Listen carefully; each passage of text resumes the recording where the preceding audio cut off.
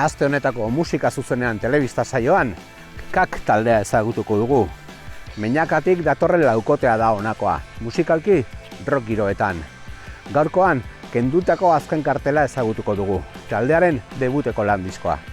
Gaur, gurean, KAK taldea.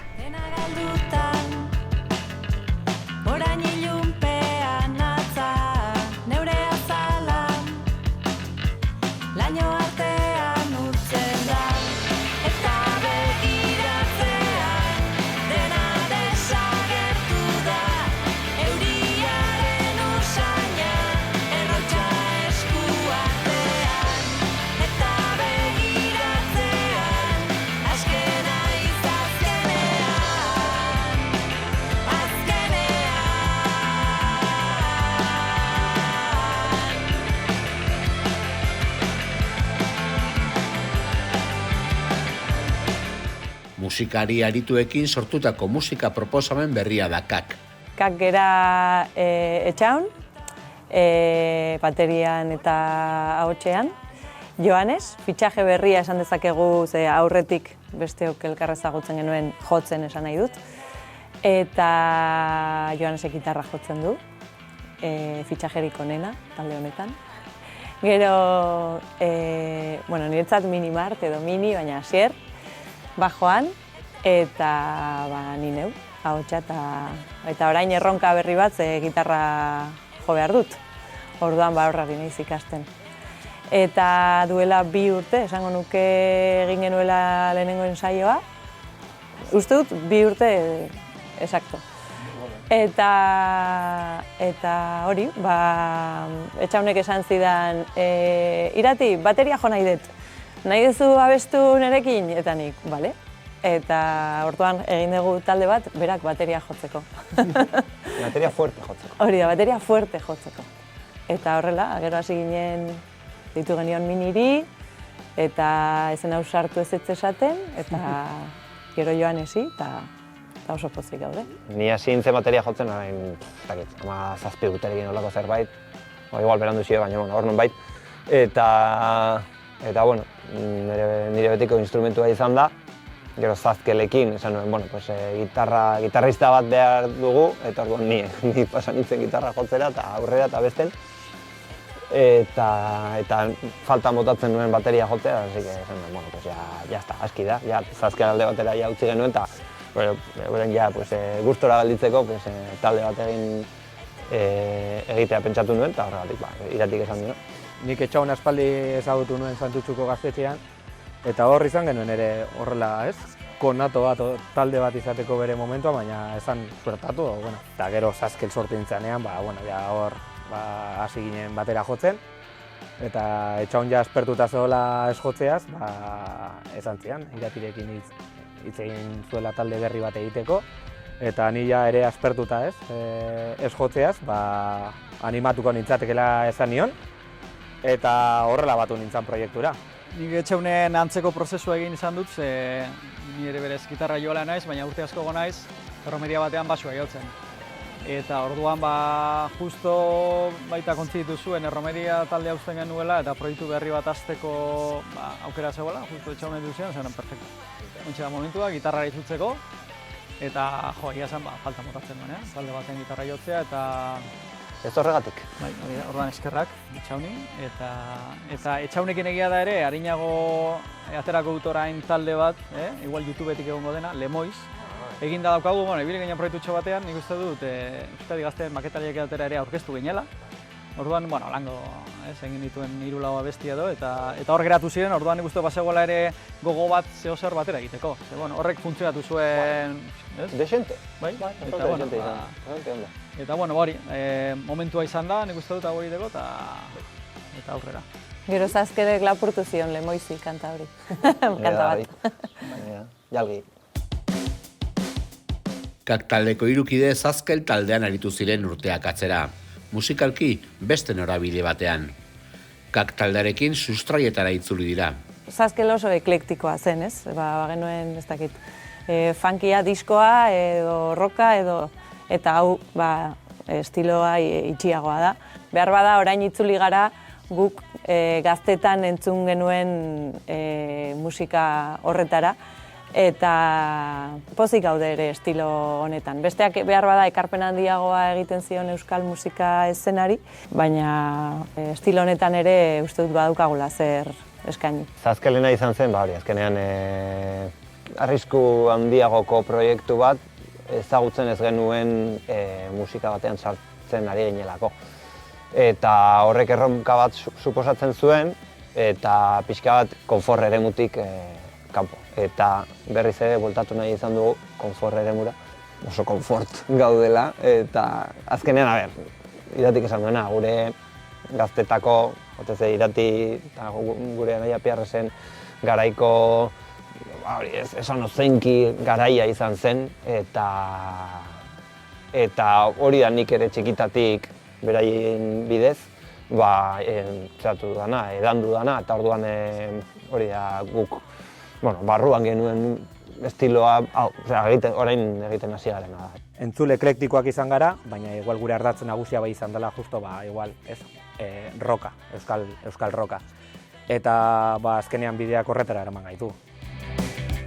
Ez da oso ohikoa talde batek etiketak jartzea bere musikari. Kak taldekoek berriz, punka, postpunka eta new weba aipatzen dituzte eragin zuzenen artean.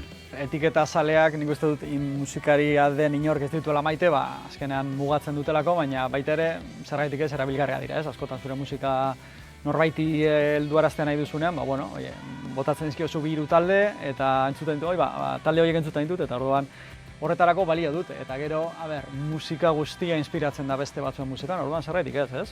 Entzun ditugun musiketatik irtetzen dela musika berria, beti norberaren ukitua eman da, ze hori da azkenean talde baten arima, ez da? Norberak gure ukitua ematea, baina noski, erreferenteak hor egon behar dira eta etiketa behar badira, jarriko ditugu, ez da?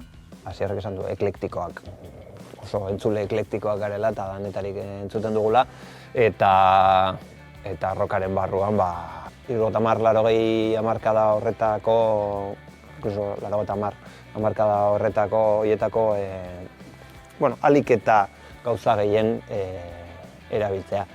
Eta orain gogoratu nahiz adibidez ez dakit Kurt Cobain eta Nirvanarekin, Nirvanak Pixiesen rollo handia daukala, post-punk musikaren ere rollo handia daukala, eta beraiek ere egin zutela horlako marka oso propioa, baina aldi berean inongo arazorik gabe beste musikari batzuk egindakoa hartuta zuzenean kopiatzen, ez?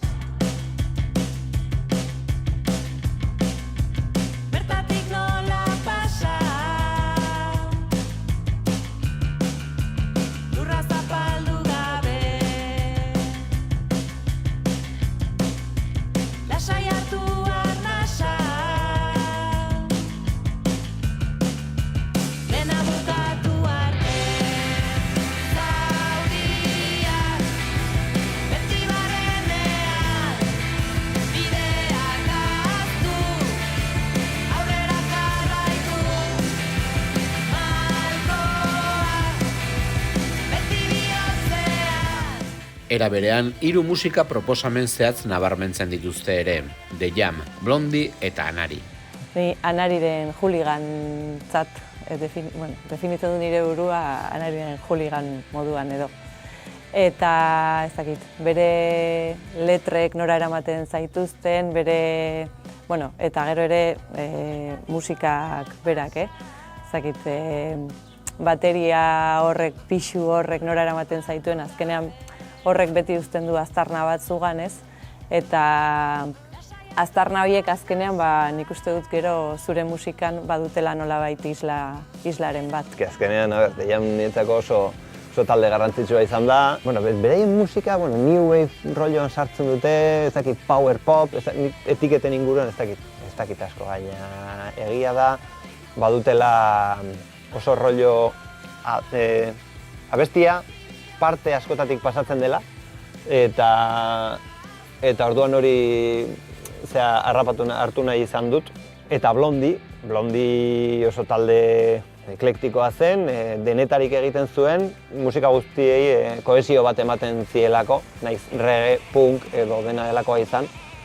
Eta gainera oso gustagarria zen, oso modu gustagarrian, oso pop egiten zuten, baina aldi berean oso ez ziren aldentzen estilo bakoitzetik, oso gauza berezia zuten. Popa ez dute aipatzen zuzenean, baina oso nabariak dira giro britaniarrak diskoan. Ahotsen melodietan topa daitezke nagusiki, bai eta zenbait gitarretan ere. Nik uste dut gure taldeak duen ezaugarri nabarmenena hori dela, ez? Gure ahotsen jolas hori. Eta jende askok esaten digu kontzertuetan ezagutzen ez gaituen jendeak eta hurbildu eta esaten digu, ez? Ze ondo zuen ahotsak, ze ondo entzuten diren, elkarrekin eta saiatzen gara ere ahots berezi batzuk bilatzen eta nik uste dut hori dela gure marka edo gure esentzia. Eta behar bada, nebarre bat garen ez ere, hori, nik uste dut oso ondo akoplatzen direla biak. Badaude baitut parte batzuk non nik bakarrik abesten dudan, estrofaren bat, baina batez ere bigarren ahotsak egitera dedikatzen naiz oraingoan. Ahotsa beste instrumentu bat denez, ahalik eta gehien erabiltzea ondo dagoela eta guk aldugunez egiten dugu. Eta gustatuko litzaiake, noizbait, Minimart edo Johannesek koro txikiren bat egitea ere horlaia, dena borobilduko litzatek. Iratik aipatu du, ahotsak ze ondo enpastatzen duten, bai diskoan eta bai zuzenean horrek indar handia ematen diola taldeari eta gero melodia. Melodia abesti batean nik uste dut dana dela. Abesti hon bat, melodia hon batekin berdin du zerekin laguntzen diozun, ondo sonatuko du. Eta nik uste dut hemen ere, base ritmikoak eta badakala indarra, baina melodia hon bat dagoelako gainean. Eta hori, idazterakoan esan nahi du lan hon bat egin dela. Taldea sortu eta urtebetera grabatu zuten lehen diskoa. Mikel Reparazen estudioetan burutu zen lana, zuzeneko sesioetan. Masterizazioa Kaki Arkarazoren gidaritzapean egin zen, Garate estudioetan. Kakekin denbora oso optimizatuta daukagula, azkenean, ni Aizarnaza lehenbizi naiz gaur egun, Irati Meñakan, Etxaun Sopelan eta Santutxun osoloko etxen. Bere momentuan egin genuen lehenengoko batzar hori egin genuen, eta Etxaunek esan zigun, nik konposatuko ditut hainbeste kanta, 4-5 hilabete barru batuko gara eta ensaiatuko ditugu eta enpasatuko ditugu eta hor ikusi nola doazen eta aldaketak egin behar ditugu. Eta prozesua berez urte oso baten horrela izan zen, gero erronka jarri genuen set list bat izateko 2025ko urtarrilean eta han aurkeztu egin genituen Txindurriturrin, gure sagardotegi maitatu horretan. Eta gero grabaziorako antzerako zerbait izan zen. Bai grabaziorako jarri genuela erronka, nahi genuela grabatu ez pistaka eta danok batera grabatzia. Erronka teknikariak jarri zigun. Zergaitik ez duzue zuzenean grabatzen, berak ere bazuen gogoa, Mikel Reparazek, eta esan zigun. Horrek musikari hobe bihurtzen zaitu, bazoaz grabaziora askoz ere prestatuago, eta esperientzia nik uste dut ona izan dela. Zuzenean grabatzeak guk entzuten ditugu hor egon diren akatsak, ezin askoa dela pertsonak abesti bat ondo jotzea goitibera, baina ematen dio bizitasuna, eta gauza batzuk, akats batzuk arreglo bihurtu dira. Estudioan esan behar dugu, ez da trampa asko egon. Ahotsak grabatu dira aparte, baina hori gauza teknikoa da, soinua edo zarata sartzen lako mikrofonetan, baina bestela dena da lokalean guk entzun genuena, hori da diskora eraman duguna. Bai, eta inkluso gero zuzenerako ere entrenamendu gisa oso entrenamendu potente izan zen guretzako, porque azkenean, danok batera egin behar genuen, eta ez dakit kanta bakoitzeko zenbat pista egin genituen, zenbat grabaketa ezberdin egin genituen, baina zenbat toma, eta bai, horrek ere zuzenerako ere oso lagungarri izan zen. Masterinaren inguruanik konsultatu nion, eta guk Zazkelen diskoak berarekin, Kakirekin grabatu genituenez, eta Mikele jarraitzen du defendatzen tradizio hori.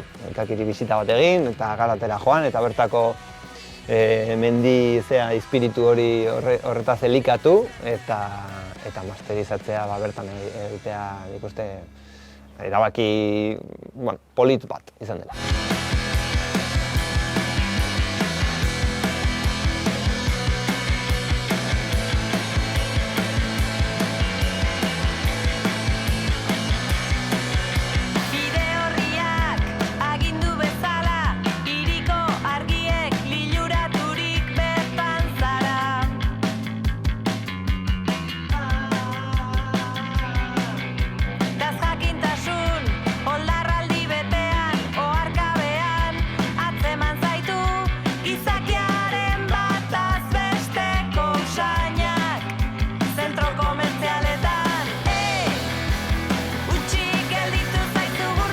Etxaunek idazten ditu abestien letrak, eta eguneroko irudietan oinarritzen da horretarako. Pixkat denetarik.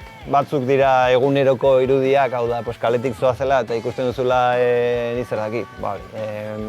Polizia kuadrilla bat elkarrekin hitz egiten, arrunt bat izango gaitz bezala, guztiz pozik eta egun eguzkitsu batean, inongo beldurrik gabe. Eta, esan behar da, edo nik zer dakit, edo kotxe batean pertsona bakarrik doala gidatzen eta musikoa jarrita daukala. Eguneroko irudiak, ez zentzu handia erik ez zutenak. Eta, rollo intimista iluna ere gustatzen zaigu. Baina baita ere letra batzuk igual deskribatzen dute estetika sonoro bat daukate. Osea, ez daukate esan nahi bat. Igual batzuk elkarrizketatzen gaituztenean galdetzen digute. Eta ze esan nahi dute? Honek esan nahi du ez dakit. Osea, ikusi, entzun letra eta ia ze sentitzen duzu. Osea, galdu zaitezu ere pixka letratan, baina... Giro bat sortzen dute azken. Bai, giro bat, hori. Estetika semantiko bat. Gainera, letra guztiak abesti baten testuinguruan egotean, ez da berdina letra bat irakurtzea da abesti baten gainean entzutea. Esaten duzun bezala, sonoritate bat darama letra horrek, eta askotan da, autono menorrean dago edo maiorrean, dan aldatzen da. Claro, hori da. Disko AC formatoan, vinilo ederrean eta plataforma digitaletan entzun daiteke dagoeneko. Diseinu lana Ines Bermejok egin du, gorria, zuria eta beltza erabiliz horretarako. Inesen lana ezagutzen genuen, gustatzen zaigu berak nola lan egiten duen, eta orduan pentsatu genuen ere, artista batek izan behar zuela lekua, ez? Ze guk ere egin genezakeen, baina pentsatzen dugu, elkarlana ere badela bide bat jorratu beharrekoa, eta Inesen lanarekin begia esan oso pozik geratu gara. Egin ditugu ere kamisetak, viniloa CD-a denak dauka bere diseinua. Esan bezala, Inesen lana ezagutzen genuen, importantzia eman genion diseinu horreri. Gainera, azkenean formatu fizikoan, viniloan ateratzea, gauzak ere nik uste gusto handiagoaz egin behar diela, ez? Etxaunek eta Joanesek ere badute, ez? Formakuntza hori, arte ederretan egondakoak dira. Azkenean, kanpoko ikuspuntu bat egotea eta nola ikusten zuen diskoa ere, nik uste, elikatzen ziola lan osoari. Vinilo bat daukagu salgai oso polita, nahi baduzu,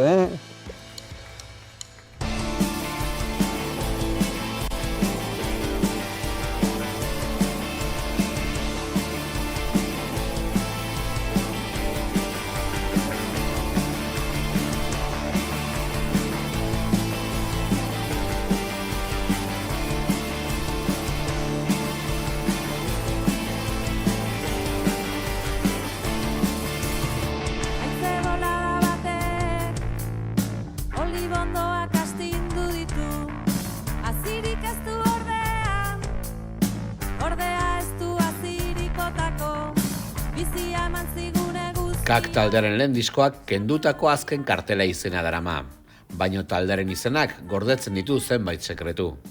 Hasiko naiz esplikatzen pixkat kakek zer esan nahi duen, berez ez du zer esan nahi. Gertatzen dena, nik esaten nuen, egin behar dugu talde bat pluralean, ez? The Doors, The Who, The Who ez. Hor ez da bai da dago, baina, ez dakit, ez nuke zea, horrelako taldeak hainbat pluralean direnak, ez da? Eta orduan The Trashmen, eta orduan guk esan genuen M-ak, plurala, eta orduan... Zetak, Spalak, Eta honi Peru Magdalena Durangoko gure lagunari esan genien, ez du bera, talde bat hain ez egiten, eta izen bat jarri bat dugu, eta nahi pluralean izate, eta orduan esatzen du. Bueno, K plural gehiago da. Kak, kak, eta orduan K-ak izango zen, baina kak. Onomatopeia bat bezala, harridura ikurra jarri gainean, nola bapek, bapek esan nahi dauka, baina. Eta orduan erabaki genuen, nik erabaki nuen disko bakoitzean K-A-K horrek esan nahi bat izatea. Oraingoz hori, kendutako azken kartela izango da, hurrengoa ikusiko dugu.